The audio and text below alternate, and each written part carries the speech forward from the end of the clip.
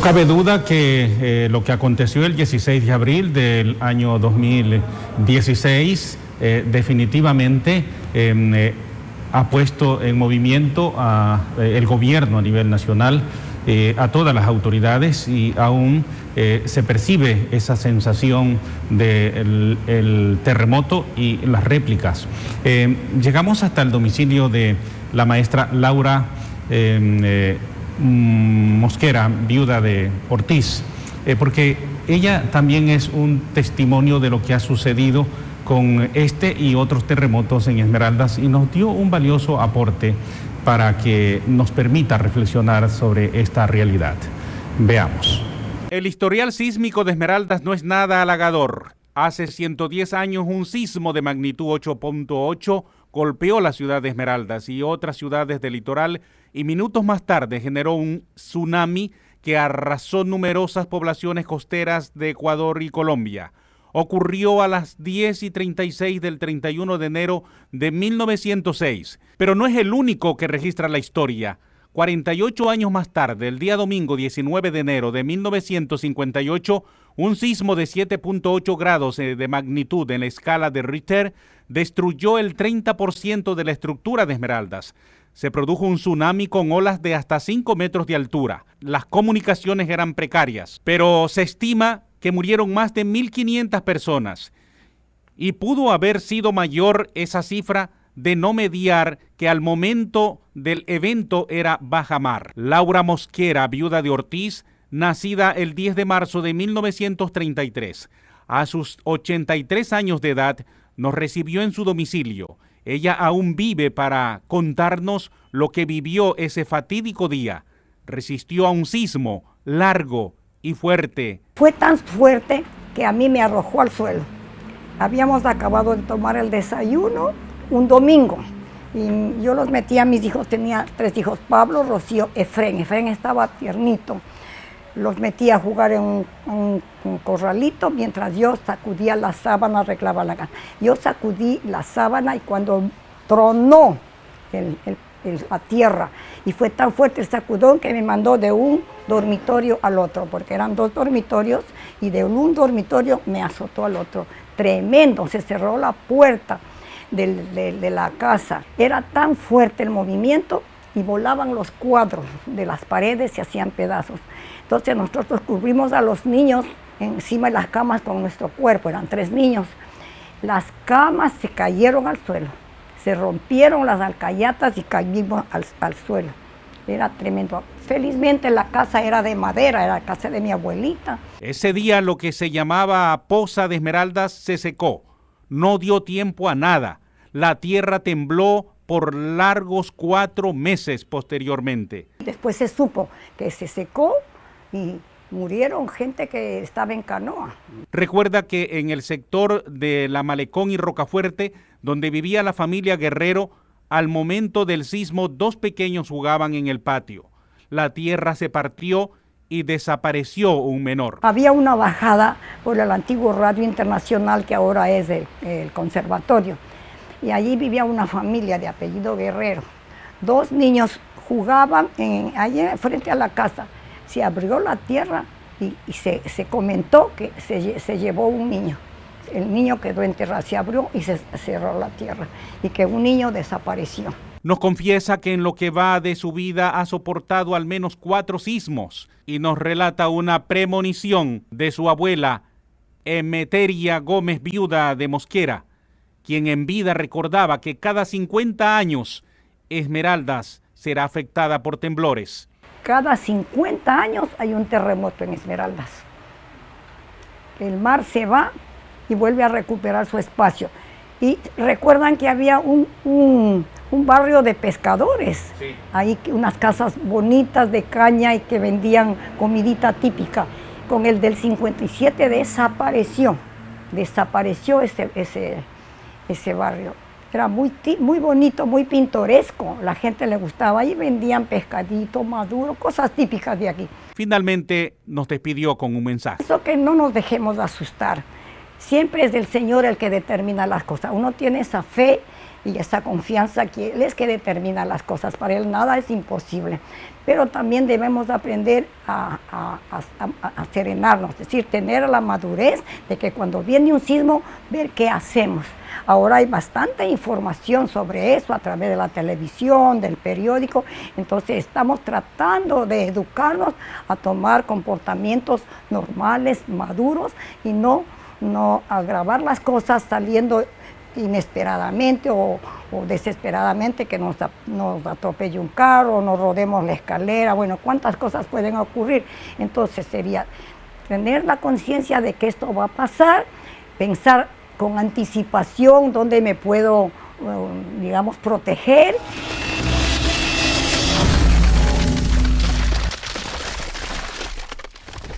Y como en los otros eventos, quedamos para recoger la historia de lo que pasó. El 16 de abril del 2016, por ejemplo, las últimas estadísticas arrojan como 668 personas muertas, más de 1.500 réplicas, y en Esmeraldas creo que la cifra supera las 1.200 casas destruidas. Algunas decenas de ellas ya se empezaron a destruir definitivamente en un proyecto que el gobierno lo ha tomado muy en serio, de reconstrucción de la ciudad de Esmeraldas. Voy entonces con este tema, ingeniero Beto Estupiñán, las últimas cifras que maneja el gobierno en torno, por ejemplo, a lo que aconteció en Manabí, en Pedernales y en Esmeraldas en el último evento. Sí, efectivamente, dentro de este marco del Sistema Nacional Descentralizado de Gestión de Riesgos, indicamos que, para puntualizar, 663 personas fallecidas a nivel nacional. Esa es la cifra exacta. La cifra exacta, de las cuales, bueno, de este dato, 6.274 son personas que tuvieron heridas entre significativas y mayores, 28.775 albergados, y tuvimos la suerte de contar con 113 personas rescatadas de entre los escombros. En Esmeraldas actualmente tendríamos 6.618 personas en los diferentes campamentos y refugios que se encuentran a lo largo del cantón Muisne, sobre todo en su gran mayoría. En Esmeraldas no tuvimos fallecidos en el territorio provincial, sin embargo sí tuvimos bajas esmeraldeñas, hermanos esmeraldeños, mi familia sobre también en territorio manabita, ¿no? Ah, sí, y cuánto lo lamentamos. Arquitecta. Sí. Gloria Yepes. Con respecto a es importante el asunto histórico, es muy importante porque nosotros, si bien es cierto, los terremotos no se pueden predecir, pero podemos hacer tal vez un tipo de probabilidad. Lo que nos indica la señora Laurita, a quien envío mis respetos, nosotros, lo que ella cuenta de la abuelita es justamente, debería ser en el siglo XIX. Porque claro, en el siglo XX nosotros ya tenemos indicaciones, porque el asunto de la información se da de otra manera. Y en el año 1906 se produce ese gran terremoto, ¿sí? Luego, aquí en Esmeraldas, viene el siguiente terremoto en 1958, es decir, han pasado 52 años.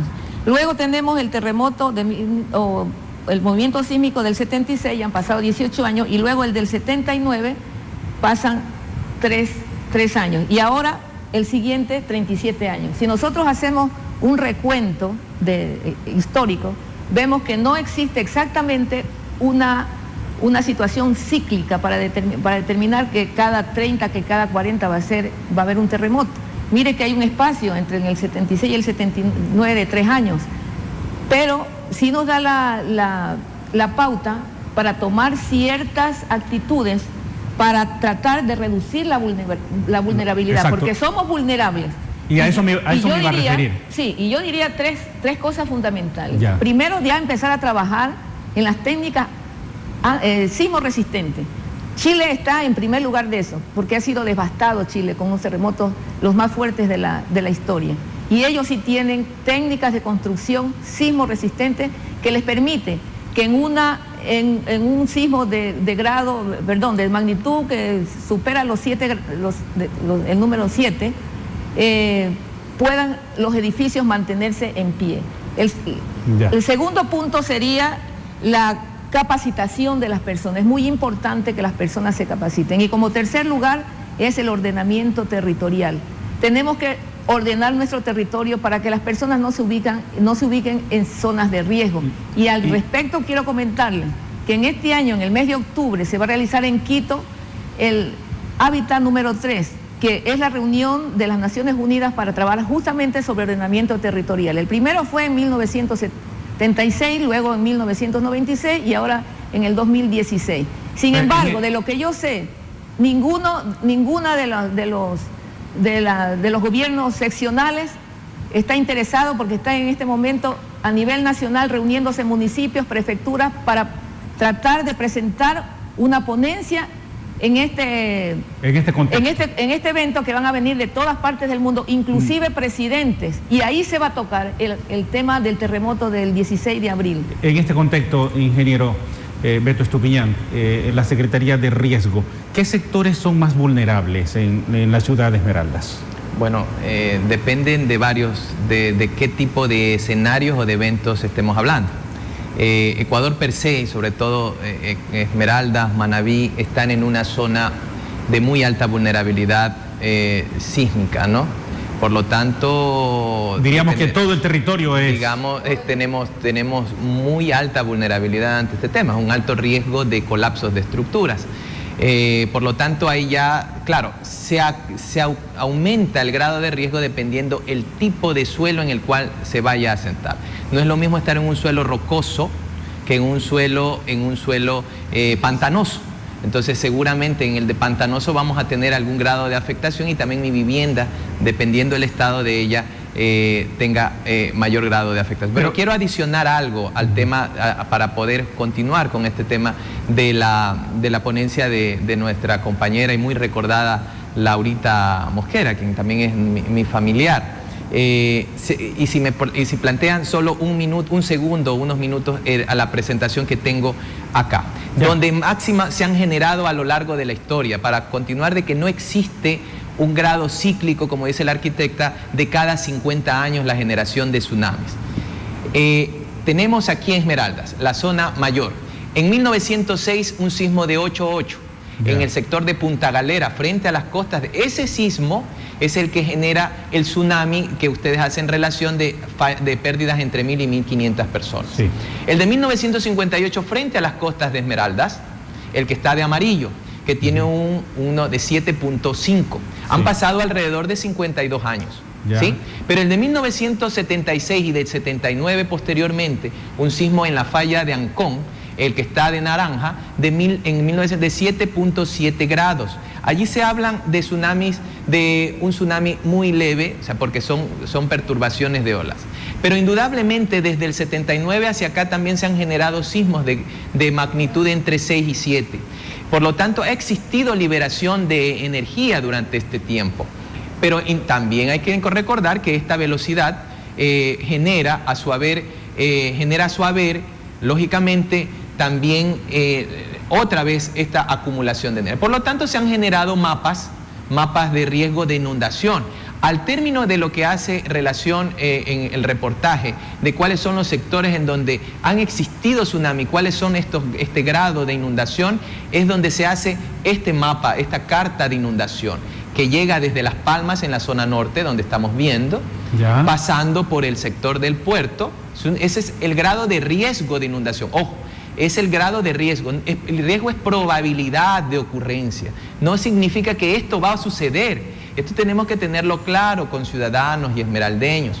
No estamos hablando de que... Pero insisto, ingeniero, ¿qué sectores son los más vulnerables?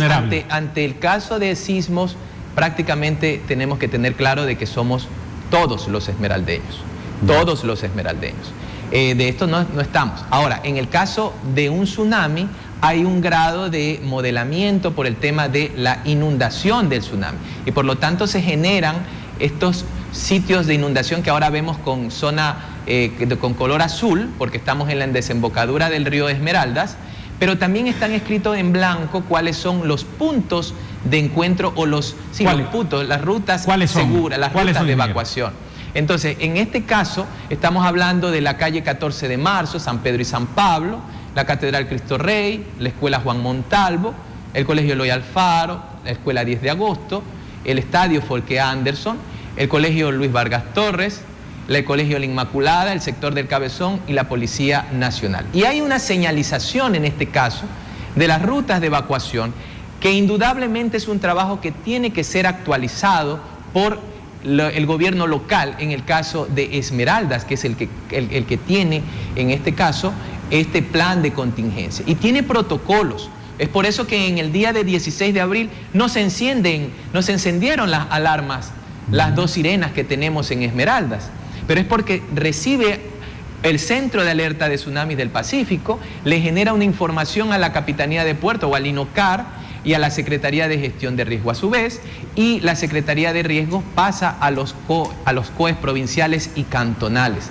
Ese día del 16 de abril no se genera una alerta de tsunami, por lo tanto no se encienden las sirenas, pero sí se genera un sistema de autoprotección que se ha explicado en muchas ocasiones en los sistemas comunitarios, en la capacitación, que a pesar de que no se exista un sonido, una alarma sonora, existen la Policía Nacional, las Fuerzas Armadas y los cuerpos de bomberos que pueden generar la evacuación de tipo preventivo.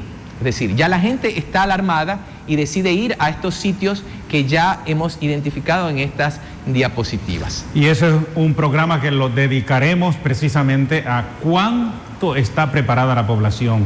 Se nos terminó el tiempo, se nos termina el programa, me quedan solamente segundos para dejarles con un mensaje final estimulante, obviamente, a la población. Arquitecta Gloria Yepes, gracias por su presencia. Sí, muchas gracias. Quisiera nomás dejar de manifestar algo que me han preguntado muchas personas. ¿Por qué es que si tenemos un edificio aquí se cae y el de aquí al lado no se cae? Quiero decirles que las ondas sísmicas van por todos los sectores.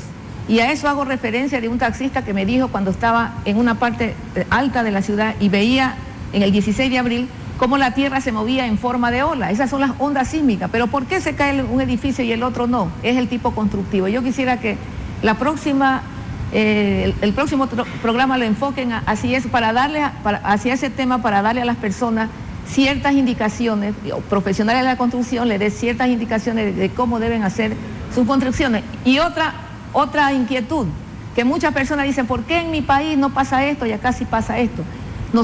Recuerde que al inicio hablamos nosotros de las fallas geológicas, de las fallas, donde se producen la zona de subducción. Aquí sí tenemos, y ya lo dijo el ingeniero, en la parte norte de Esmeralda, y por eso son los mayores terremotos en la parte de Esmeralda y en la parte norte de Manabí. Pero también tenemos una falla que empieza en la provincia del Guayas y termina en Venezuela, y hay otra en la parte del oriente, y en esos sectores se producen los terremotos. Muchas gracias, arquitecta. Ingeniero Beto Estupiñán. Continuar insistiendo de que no existen medios a nivel mundial para predicción de sismos, de tsunamis. Lo que sí tenemos que tener claro es de que tenemos que generar una cultura de prevención y de preparación. Por lo tanto, el proceso de fortalecimiento de capacidades, generación de simulacros, simulaciones, es decir, prepararnos en el sentido de saber qué hacer, pero también en el saber cuál es mi hábitat, es decir, mi vivienda. Y eso depende mucho de la cultura de ustedes como ciudadanos, de nosotros como instituciones y también de los medios de comunicación en el grado de darle continuidad para que esto que nos pasó el 16 de abril del 2016, pero que también nos ha suscitado durante toda la historia, quede grabado en la memoria de muchos de nosotros para aprender de nuestros errores, pero también de nuestros aciertos. Porque la vida es, en efecto, un continuo aprendizaje. El próximo programa nos cuestionaremos por qué, como dice la arquitecta Gloria Yepes, por qué se caen edificios estando en el mismo suelo, unos se caen y otros no. ¿Qué tipo de construcciones son las que se están realizando en Esmeraldas? ¿Cuál es la actuación de los gobiernos de control? Todo ello lo abordaremos en el próximo programa. Muchas gracias. Esto es zona cero.